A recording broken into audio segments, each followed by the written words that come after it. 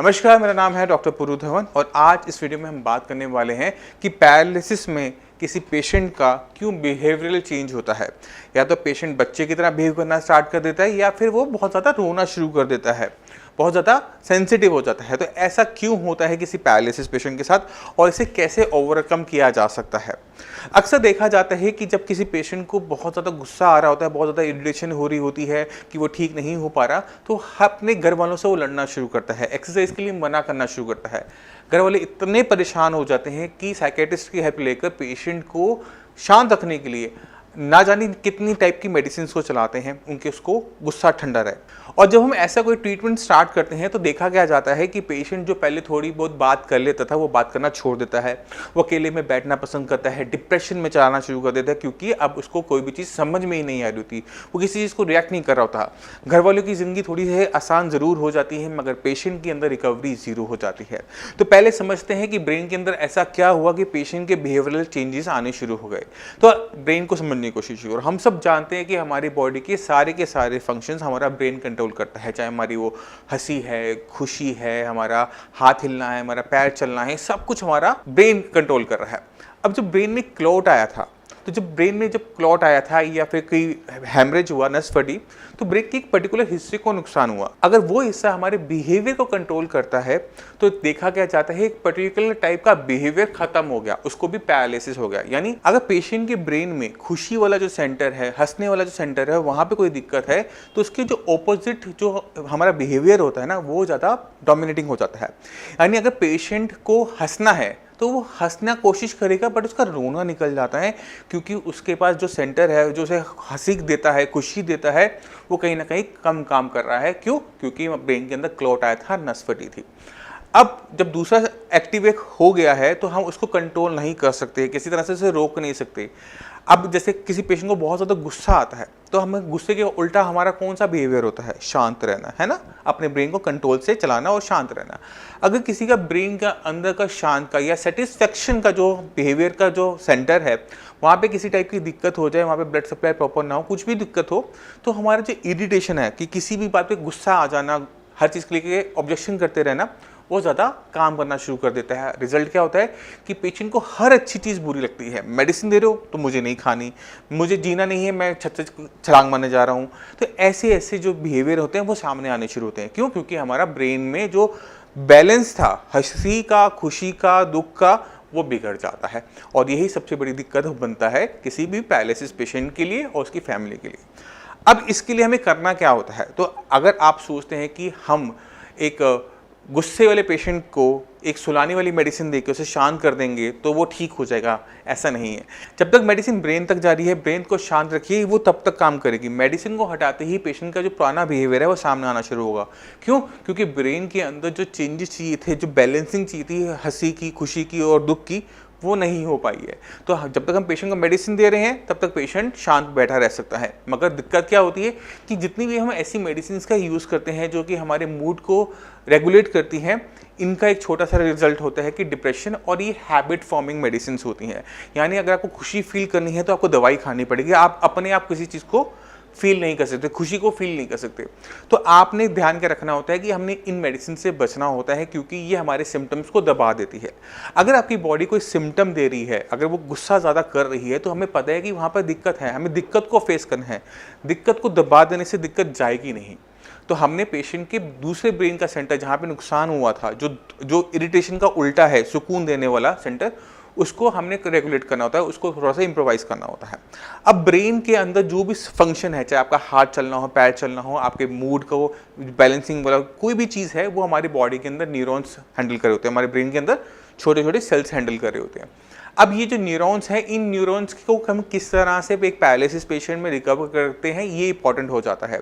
तो हम जितने भी पैरालिसिस के पेशेंट आते हैं, उनको चाहे हाथ पैर में इंप्रूवमेंट चाहिए हो, चाहे उनको मूड में स्टेबलाइजेशन चाहिए हो, तो एक छोटा सा है कि अपने ब्रेन के अंदर न्यूरोप्लास्टिसिटी को ऑन करो। अब जो पेशेंट इस वीडियोस को लंबे टाइम से देख रहे हैं, इस चैनल को देख रहे हैं, उनको न्यूरोप्लास्टिसिटी के बारे में इन डेप्थ नॉलेज होगी। फिर भी मैं जो पहली बार देख रहे हैं उनके लिए मैं छोटा सा ब्रीफ अप कर देता हूँ। न्यूरोप्लास्टिसिटी हमारे ब्रेन ब्रेन की हीलिंग प्रोसेस है। जैसे आपकी स्किन पे कोई कट लगता है तो क्या होता है, जख्म भर जाता है, तो हम कहते हैं कि जख्म भर गया, हील हो गया। मगर ब्रेन के अंदर क्या होता है कि न्यूरॉन्स सेल जो होते हैं वो हमारे जो हमें पैदा होते समय मिले होते हैं वो उससे ज़्यादा बढ़ नहीं पाते, वो अपनी संख्या को बढ़ा नहीं पाते, तो उनकी जो संख्या वो फिक्स रहती है, वो एंड तक कम हो जाएंगे मगर वो बढ़ेंगे नहीं। अब ऐसी जगह पे ब्रेन के अंदर जब नुकसान होता है तो सेल एक दूसरे सेल को पैदा करके उस जख्म को भरता नहीं है, उनको अपने साइज को, अपनी कॉम्प्लेक्सिटी को बढ़ाना होता है, और इस प्रोसेस को हम कहते हैं न्यूरोप्लास्टिसिटी। इसलिए ब्रेन में हुए नुकसान की भरपाई मुश्किल होती है। अब ये जो न्यूरोप्लास्टिसिटी के ऊपर जो पूरी वीडियो है मैं इस वीडियो के एंड में दे रहा हूँ, आप आराम से देखिएगा तो आपको बहुत समझ में आ जाएगा कि ब्रेन किस तरह से सारी चीज़ों को कंट्रोल करता है और क्यों पहले 6 महीने में इंप्रूवमेंट देखने को मिलती है और 6 महीने हो जाने के बाद, बीत जाने के बाद पेशेंट के अंदर इंप्रूवमेंट आनी बंद हो जाती है, कम हो जाती है। तो उसको भी आप बहुत अच्छी तरीके से समझ पाएंगे। तो अब आपने करना क्या है ये जान लेते हैं। अगर आपके पेशेंट के अंदर बिहेवियरल चेंजेस आ रहे हैं कि वो बच्चे की तरह बिहेव कर रहा है या फिर वो बहुत ज़्यादा गुस्सा कर रहा है, तो आप लोगों ने उसको बहुत ठंडे तरीके से हैंडल करना है, उसे सप्रेस नहीं करना आपने किसी भी टाइप की साइकोटिक मेडिसिन की हेल्प से। जितना आप कामली उस पेशेंट को हेल्प करेंगे उतना ज़्यादा वो रिकवर कर पाएगा। आपने उनकी एक्सरसाइज पे ध्यान देना है, आपने उनकी डाइट पे ध्यान देना है, आपने उनकी न्यूरोप्लास्टिसिटी पे हेल्प करनी है। अगर आपको कुछ भी समझ में ना आए तो हमारे डॉक्टर्स हैं, मैं भी अवेलेबल हूँ, आप हमारी हेल्प लेकर अपने पेशेंट को दोबारा से काम करने लायक बना सकते हैं। अब मैं जाने से पहले चाहता हूँ कि आप कुछ पेशेंट्स की वीडियोज़ देखें तो आपको बहुत क्लियर कट आइडिया मिल जाएगा कि पैरालिसिस में रिकवरी किस तरह से पॉसिबल है। नमस्कार, मेरा नाम है डॉक्टर पुरु धवन और आज हमारे पास एक पेशेंट ऐसे हैं जिनको क्लॉट आया था राइट साइड में, राइट साइड ब्रेन में क्लॉट आने की वजह से इनका left side of body paralyse हो गया था। कंडीशन कुछ ऐसी थी कि जब हमारे पास आए तो चल तो लेते थे मगर हाथ की जो फिंगर्स थी वो बिल्कुल क्लॉ फॉर्म में थी, बिल्कुल मुड़ी हुई थी, खुलती हुई थी और हाथ उठता नहीं था। तो चलते हैं पेशेंट के पास और देखते हैं कि पेशेंट को कितना इंप्रूवमेंट मिला 1 महीने के साई संजीवनी के ट्रीटमेंट से। तो लक्ष्मी जी, आपको ये दिक्कत कब शुरू हुई, कब हुआ था पैरालिसिस का अटैक? मेरे को हुआ था सर होली वाले दिन सुबह 8 20 मार्च को। 20 में। और तब क्या दिक्कत हुई थी?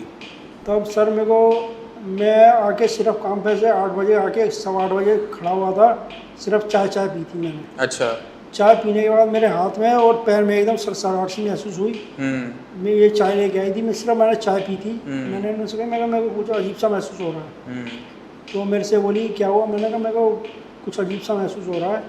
मैंने कहा मेरे हाथ और पैर में चींटियाँ चल रही हैं। अच्छा। तो इतनी देर में तो मैं लड़खड़ा के गिर पड़ा था। अच्छा। तो इन्होंने संभाल लिया। मेरा बेटा था, मेरी बेटी थी, उन दोनों घर। तो स्कूटर पर बैठा के मुझे RML ले गए थे। तो वहाँ जाके मेरा ट्रीटमेंट चला था 4 दिन। उसके बाद उन्होंने मेरे को डिस्चार्ज कर दिया। तो जब वहाँ से आए तो क्या कंडीशन थी? उस समय तो मैं लेफ्ट हैंड साइड पूरी अनकॉन्शियस थी, कोई मतलब मेरे फेस वगैरह पे, आँख वगैरह पे पूरा लेफ्ट साइड हो चुका था। वॉइस भी चली गई। अच्छा, और जब साई संजीवनी में आए तो क्या कंडीशन थी? साई संजीवनी में जब आया तो मैं चल तो रहा था मगर मेरा हाथ काम नहीं कर रहा था। हाथ की क्या कंडीशन थी, थोड़ा सा बताओ। हाथ की मेरी कंडीशन, हाथ मेरा पहले इतना उठता था और मुड़ा रहता था। कैसे मुड़ा रहता था? फिंगर मेरी ऐसे मुड़ी रहती थी। अच्छा, अब पूरा हाथ उठाओ। अब मेरा हाथ ऊपर उठता है और फिंगर मेरी सीधी हो गई। अब चीज़ों को पकड़ने में दिक्कत तो नहीं होती? नहीं। पकड़ो, पेन उठाओ उल्टे हाथ से। पहले कर पाते थे इसको? नहीं, पहले नहीं कर पाते थे। अब कितना टाइम में ये हुआ? 1 मंथ से 1 महीने के अंदर ही सारा सुधार हुआ। तो आपने खुद देखा कि पेशेंट के अंदर वो चेंजेस जो चाहिए होती हैं, जो उसकी इम्प्रूवमेंट रुक जाती है, वो शुरुआत करने के लिए हमें हाथ पैर की मसल्स पे काम नहीं करना पड़ता, हमेशा पेशेंट की ब्रेन पे काम करना पड़ता है, क्योंकि वहीं पर क्लॉट आया था, वहीं पर डैमेज हुआ। जब तक हम ब्रेन पे काम नहीं करते पेशेंट के हाथ पैर में कभी भी पावर नहीं आती। जो रुकी हुई इंप्रूवमेंट थी, जो रुक गई थी, जो हाथ में मूवमेंट नहीं थी, उंगलियां मुड़ी हुई थी, वो सिर्फ 1 मंथ के ट्रीटमेंट में पेशेंट की कंडीशन कुछ ऑलमोस्ट नॉर्मलाइज हो गई है। अभी 1 महीना हुआ है, अभी हम थोड़ा सा और आगे चलेंगे, 2-3 महीने का कोर्स करेंगे, उसके बाद मुझे नहीं लगता कि आपको और ट्रीटमेंट लेने की जरूरत पड़ेगी। डॉक्टर साहब मुझे कोई दिक्कत नहीं है, 6 महीने की दवाई खा लूँगा मगर मुझे सही होना है। अच्छा, ठीक है। चलिए, इतना लंबा तो नहीं जाएगा आपका, क्योंकि काफ़ी अच्छी इंप्रूवमेंट हो चुकी है। जितनी इंप्रूवमेंट इस महीने आई है इतनी अगले महीने आ जाएगी, तो आप ऑलमोस्ट हो चुके होगे। अभी सुनने में आया आप बाइक से आए हो, बाइक चलाकर आए हो। पिछले महीने बाइक चलाते थे? नहीं चलाता नहीं, बेटे के साथ में। बेटा मेरा कितने टाइम के बाद आपने बाइक चलाई है? 4 महीने। 4 महीने बाद, ठीक है। इनमें बहुत तेज़ी से बहुत अच्छी इंप्रूवमेंट आने का एक रीज़न ये भी है कि इनकी जो डैमेज हुआ था उसको भी बहुत ज़्यादा टाइम नहीं हुआ था। अगर ये पेशेंट 6 मंथ के बाद आता तो उसमें इंप्रूवमेंट धीरे धीरे होती। क्योंकि ये अपने उस टाइम के अंदर है जब ब्रेन के अंदर डेवलपमेंट हो रही होती है, तो ज़रा सा भी हम उसको पुश करते हैं तो वो तेज़ी से इम्प्रूवमेंट दिखा देता है।